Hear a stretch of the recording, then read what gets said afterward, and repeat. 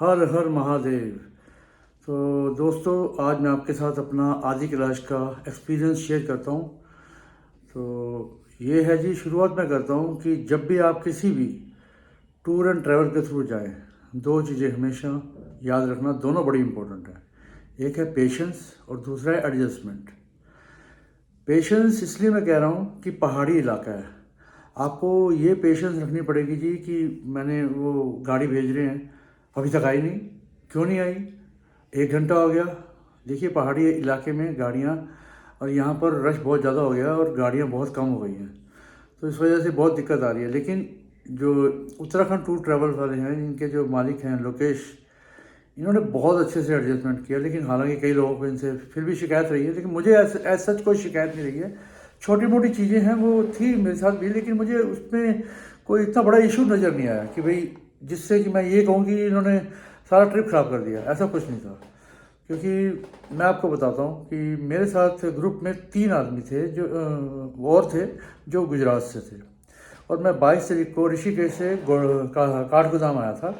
और मैंने लोकेश जी से ये रिक्वेस्ट की कि मुझे देखिए, मैं ट्रेन से आ रहा हूँ और मुझे थोड़ा सा फ्रेश होना है, तो वो होटल में एक रूम में ज़रा मेरा ये इंतजाम करवा दीजिए। और उन्होंने बिना झिझक वो मेरा अरेंजमेंट करवा दिया। मैं फ्रेश होके कार में रेडी हो गया, और वो जो 3 गेस्ट थे वो यहीं थे, जो गुजरात के थे, वो भी मेरे साथ फिर चल पड़े। तो उस दिन हम अपना सीधा पिथौरागढ़ गए। बीच में हम कैंची धाम, जागेश्वर और गोलू देवता के दर्शन करके सीधा हम चले गए। शाम को पहुंच गए वहाँ। इन्होंने पाइन रिजॉर्ट में हमारा बहुत बढ़िया अरेंजमेंट कराया था। तो मुझे सिंगल ऑक्यूपेंसी, और मेरे साथ एक और सज्जन थे, वो उनको भी सिंगल ऑक्यूपेंसी, और 2 मियाँ बीवी थे, उनको एक रूम दिया। तो 3 रूम दिए। तो अवेलेबिलिटी के ऊपर है। अब इसमें मैं बताता हूँ, इसमें एडजस्टमेंट की बात। अगर अवेलेबल नहीं होते तो हम दोनों सिंगल आदमी को एक रूम में एडजस्ट भी करना, तो ये भी हो सकता है, ये भी करना पड़ेगा। इसमें आप ना नुकर नहीं कर सकते कि जी मैं तो नहीं करूँगा, तो ये नहीं चलेगा। क्योंकि वहाँ चक्कर ये है कि आपका वो उस टाइम सिचुएशन कैसी है, उस होटल की सिचुएशन कैसी है, बुकिंग कैसी है, रश कैसा है। तो फिर उसके बाद हमने नेक्स्ट डे हमने प्रोसीड किया, क्योंकि लोकेश जी ने सबके परमिट वगैरह तैयार कर दिए थे, तो इन्होंने हमें धारचूला ले गए। धारचूला से सारी गाड़ियाँ चेंज हुई और 4x4 पे हम सब गए। तो 11 बंदों का ग्रुप और था और 4 बंदों का हमारा ग्रुप था। तो हम अपने एक ग्रुप में गए और हम टाइम पे शाम को पहुंच गए। बीच में इन्होंने लोकेश जी ने खाना अरेंज किया और खाना खाया सबने, और प्योर वेज खाना था और बढ़िया खाना था। और फिर हम शाम को नाभि पहुँचे। फिर अगले दिन ऐसे आदि कैलाश, फिर अगले दिन अपना ओम पर्वत पहुँचे। तो ओम पर्वत में हम कोई 11-12 बजे के करीब हम फ्री हो गए थे। तो मैं वापस धारचूला जाना चाहता था और मेरे साथ और भी थे। तो लेकिन हमारे साथ 3 सज्जन और थे।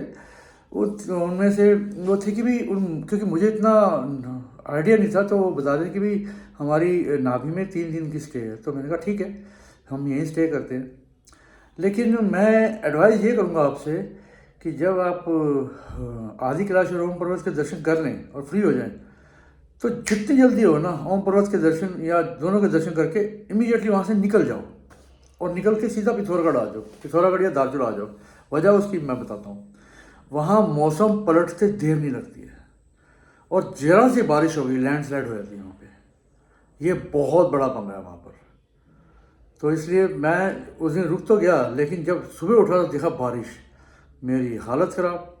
और ऊपर से हमारी जो एक गाड़ी, जिस गाड़ी में हम जाना था, वो गाड़ी ख़राब थी। अब मैंने कहा वो ठीक होती है कि नहीं होती है, क्योंकि मैंने एक वीडियो देखा था, एक लड़का 15 से 20 दिन तक लटका रहा वहाँ पर। फिर उसके ग्रुप को सबको हरकुलिस से हेलीकॉप्टर से ले गए थे वो लोग। तो मैंने कहा यार ऐसी सिचुएशन ना आ जाए कहीं। तो खैर भगवान मतलब उनका आशीर्वाद के बिना तो कोई पत्ता नहीं हिलता। तो उन्होंने हमारे लिए पूरा अरेंजमेंट कर दिया। तो सुबह गाड़ी आई, गाड़ी में हम बैठ के सीधा अपना धारचूला आए, धारचूला से दूसरी गाड़ी पकड़ी। और गाड़ी वहाँ पे अवेलेबल नहीं थी, हमें जाना था कार में यहाँ पर वापस, मतलब डीडी हाट में, क्योंकि वापसी में हमारे को पाताल भुवनेश्वर के दर्शन करने थे। वो उसका रास्ता डीडी हाट से ही बनता है।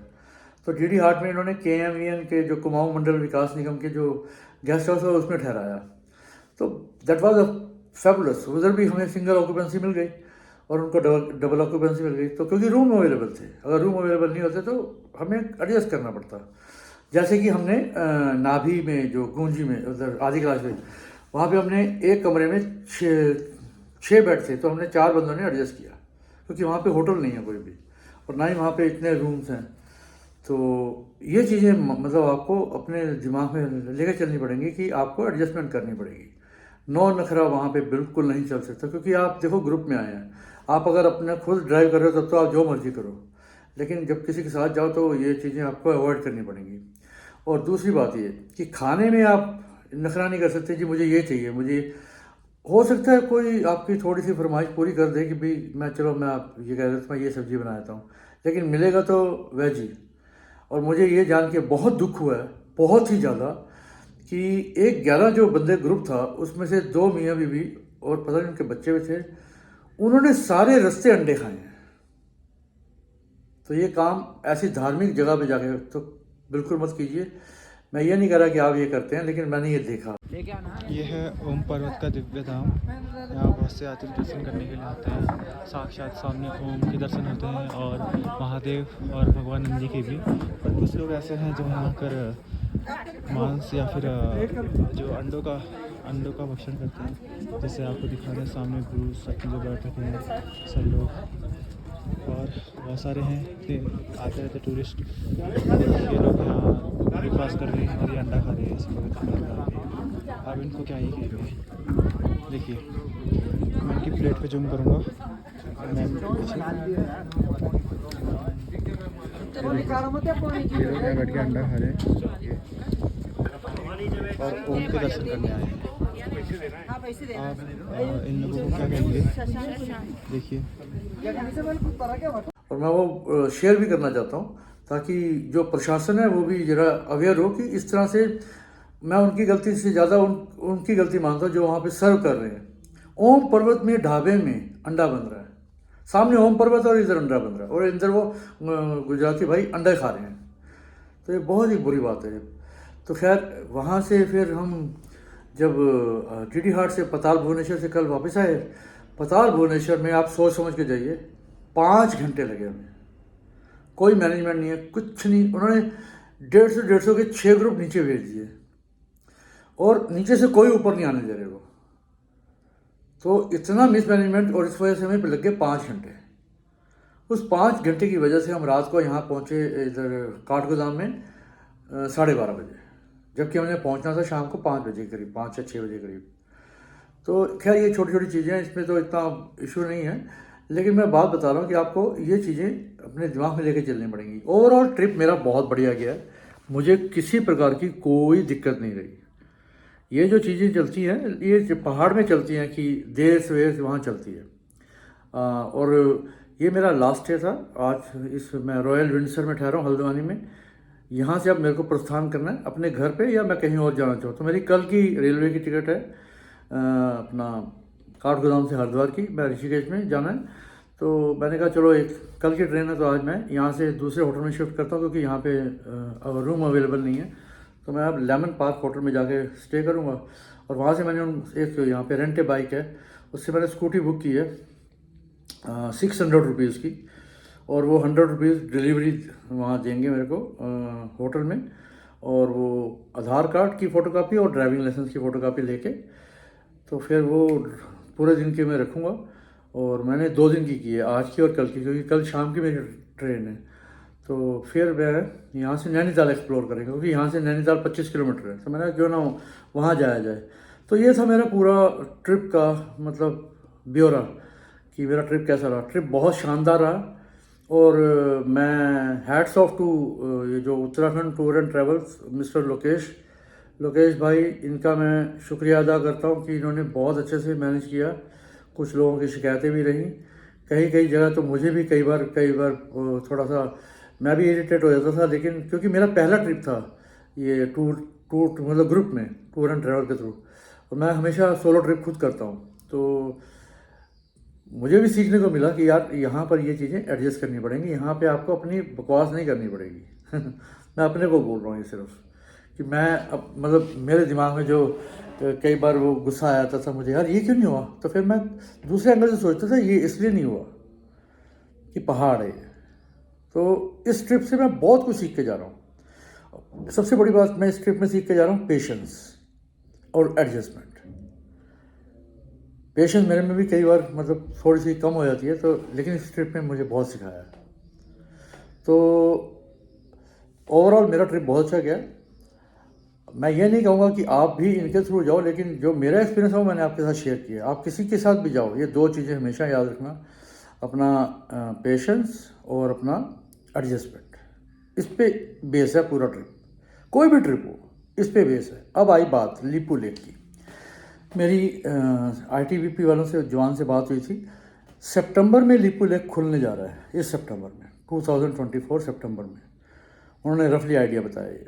और फिर वहाँ पे सब जाएंगे। पहले यहाँ पर आदि कैलाश की यात्रा के लिए 15 दिन के पास मिल रहे थे, अब सिर्फ और सिर्फ 4 दिन के पास दे रहे हैं, क्योंकि भीड़ बहुत आ रही है। तो वो चाहते हैं कि जो वहाँ स्टे करें तो वहाँ से वापस निकलेंगे तभी दूसरे पैसेंजर भेजेंगे ना, क्योंकि होम स्टे वहाँ है नहीं ज़्यादा। इसलिए इन सब चीज़ों को देख के ध्यान से चलना।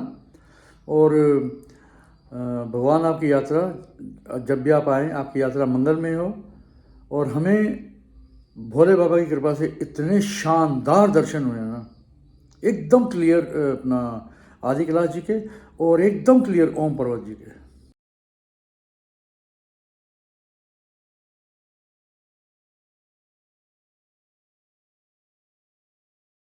और ओम पर्वत के साथ में ही भगवान नंदी के एकदम क्लियर दर्शन है, मैं वीडियो में डालूंगा।